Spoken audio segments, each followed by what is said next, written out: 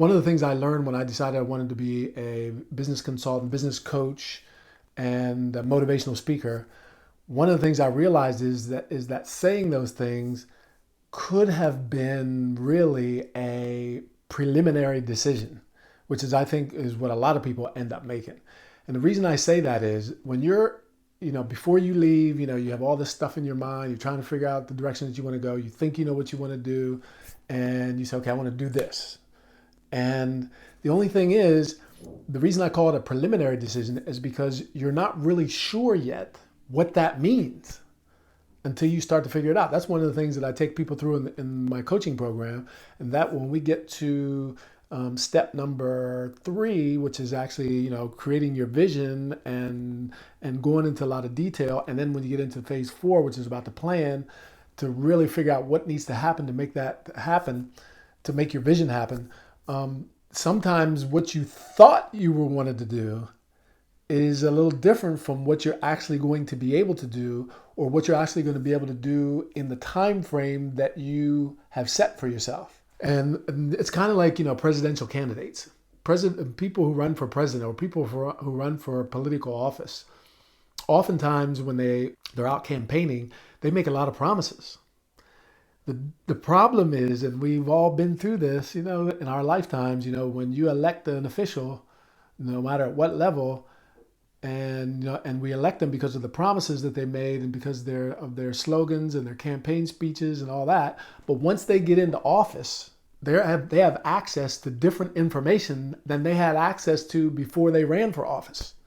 You see what I'm saying? So it's kind of like the president of the United States. The guys who are candidates for the presidency of the United States, they make a lot of promises, but when they start getting access to classified information and they start to actually get in the job, and from the moment that they walk into that Oval Office, they start to realize that some of those promises that they made might not be possible, or they might not be possible. It might not be as easy to get through as they thought. And so the concept is the same whenever you said you put in your mind you want to do something, but what happens is, and this is something that you might end up going through if this is if you're thinking about leaving your job, you're thinking about starting up your own business, thinking about becoming a consultant or whatever it is you want to do, you might get to a certain point, especially because the vision and the idea of being a consultant or being a motivational speaker, for example, for me, that's really, really attractive. As I was working in the company, I was thinking, oh, maybe one day I could do that. But once you start to understand what you will actually have to do, what do you do every day? What do you do on the days that you're not actually out speaking? How are you going to get clients? What kind of speeches are you going to do? How are you going to prepare those speeches? How long are they going to be? How much are you going to charge people? How are you going to get people to pay you for that? What's your sales process going to look like? What's your marketing process going to look like? How are you going to get yourself known? You know what I'm saying? And once you start to have greater clarity, a couple things are going to happen. One of them is you're going to understand better what it really means. Another thing that's going to happen is you're going to start to see, once you have that clarity, whether or not you have the skills necessary and the capacity and the capabilities necessary to be able to do those things, or whether or not you're going to have to go and learn them because you might not have that skill. I'll give you a good example. Whenever I decided I wanted to be a consultant, business coach, I wanted to do seminars and stuff, I like to do that because that was what I like to do in my job. And I really wanted to do that, all the time. I didn't want to do the numbers crunching. I didn't want to go out and visit retail stores. I didn't want to, I wanted to also leave my mark on the world. And to do that, I wanted to do the stuff that I'm doing now. But whenever I decided that I wanted to go in that direction, I started understanding what that was going to mean. And what I discovered was that although I had a lot of experience, I was like, because I walked into that, kind of strutting, I was like, because I got like all these years, I got 12 years of management experience. I was a sales director. I was the GM, of another company and everything. And so I was like, I'm sure I can just go in and be a consultant now. But I didn't understand all the mechanism and all the things that would go around being a consultant or being a motivational speaker or or doing seminars. And so what I discovered was, I said, I have a lot of experience, but I'm not sure how to package it. You know? I'm not sure what the seminar business looks like. I'm not sure what the motivational speaking business looks like. You know what I mean? So what I discovered was I had a lot of things I needed to learn. So, when once you discover the things that you need to learn, then you might come to another realization. And that is when you have this clarity of what you're going to have to do, what you're going to have to go actually learn, then the next question is, do I really want to do that though? And that's the other thing that you're going to have to answer. And so, those are questions that I had to answer. And so I found out that, like I was saying, I have experience, but I wasn't experienced in giving seminars. I wasn't sure how to package that information.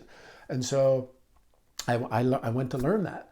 The answer that I gave myself was, yes, I do want to learn that. Yes, I do want to go through that, because that's the thing that derails some people from their goals, because they say, you know what, I didn't think it was going to be this difficult, or I didn't think it was going to be this tough, or I didn't think it was going to take this long, and that's why it's really, really important. And that's why I do this in my coaching program. I make sure that we go through in detail, not only what it is you want to do, but the plan and all the stuff that's going to have to happen for you to get there. Because if you don't have that clarity, you just go off half-cocked, then you might get to a certain point and say, well, I don't really want to do this anymore. Well, it's better to find that out before. You see what I'm saying?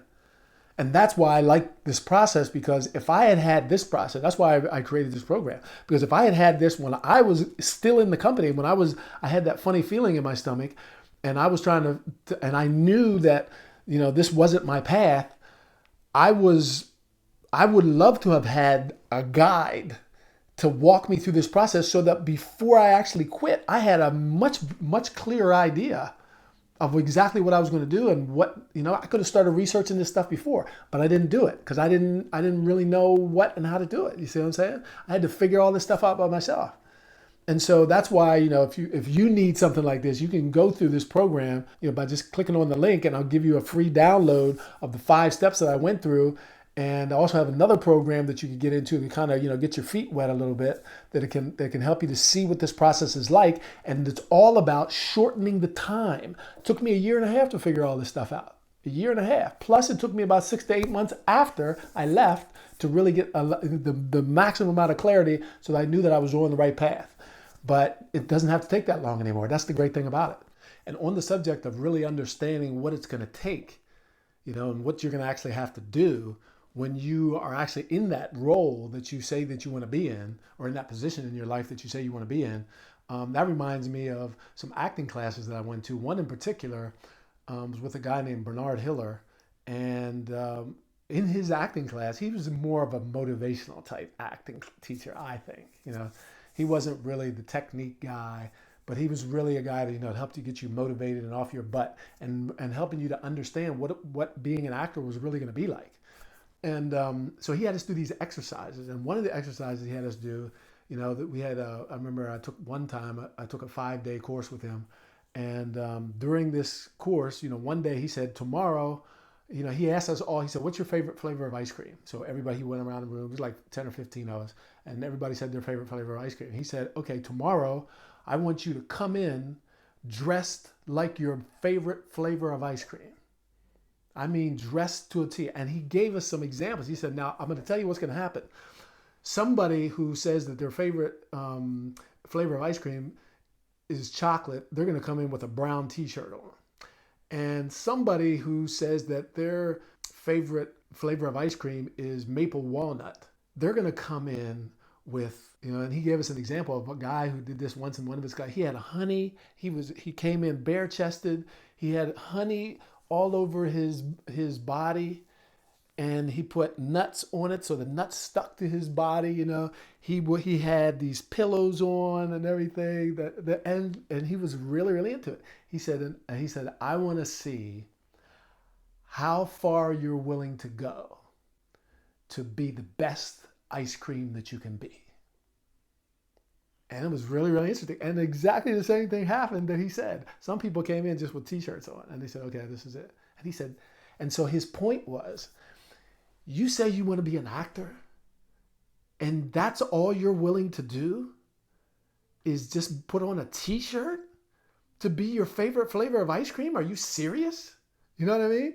And he actually, that day, he said, today, you're done.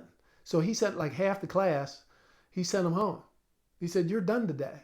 I don't even want to talk to you. Come back tomorrow. And fortunately, I was one of the ones who stayed because I put like, I was like maple walnut. So I had like these pillows. I got like linen and everything. I had put the nuts on with tape and everything. And anyway, I was like all into it, you know. And so what he did before he sent those people home, he had us who were really, really into it. He had us come up to the front of the class. And then he said, look at these guys and look at you. And he said, do you see any difference? And the difference was obvious, you know, because some people were really, really into it and really willing to do that. So I use this example because that's going to be something that you're going to have to do. And that was something I had to figure out. Once I understood what it was going to take for me to be that business consultant or that seminar leader and that motivational speaker and have that kind of business that I really, really wanted, I had to understand, and I really understood what it was going to take to get there. Then I had to ask myself, are you really willing to do that? And are you willing to give it your all? Another thing that this same teacher had us do, he asked us, he said, what would be the thing that would make you most embarrassed in front of the class if you had to do it? And so he went around the room and most of the people, I guess it was the first two who kind of started it all off. And just about everybody either said dancing or singing. And then when he got to me, I was like one of the last people. And when he got to me, see, since I'm, you know, I already got this personality. I was used to speaking in public and getting up in front of people. So I was really like, you know, I don't really know what could really make me feel embarrassed. And so I said, the only thing that I can think of that would really, really embarrass me is if I had to have sex in front of the class. You know, I don't know if I could do that. And he said, don't try to be slick. He said, so tomorrow, he said, here's what everybody's going to do. You said singing, you said dancing, you said singing, everything. He said, that's what you're going to come in here tomorrow and do. And he said, and he's telling me, he said, since you're trying to be slick, because I'm not going to give you anybody to have sex with in front of the class. I said, I didn't want to do that anyway. He said, that's okay. He said, tomorrow I want you to sing and dance. And so I was like, wow, okay. And so here's the thing. The next day, everybody came in and did what they were supposed to do because you knew that if you didn't do it, that you were going to have to go home.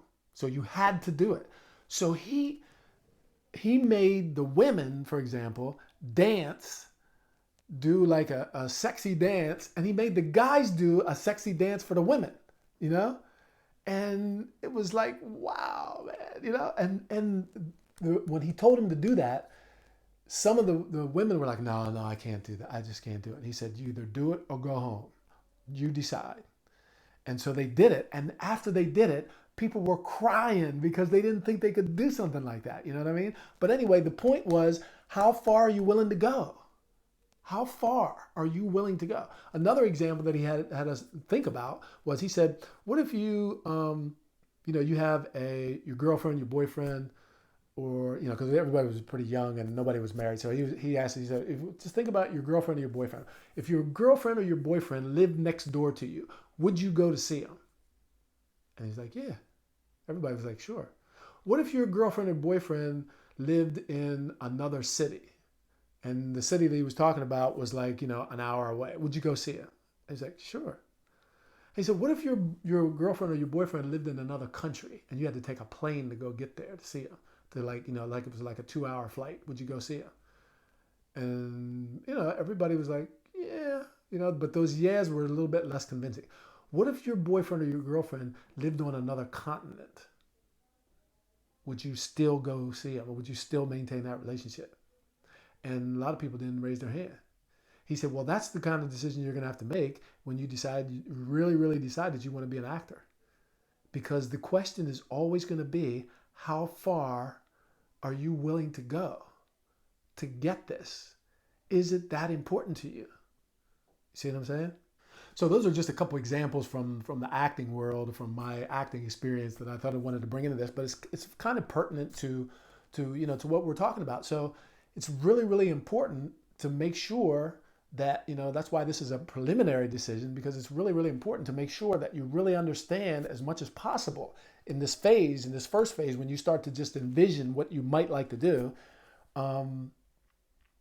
Just realize that you're going to have to do a lot of work and research. And once you do that and understand fully what it's going to take to get there, you may or may not still want to do that.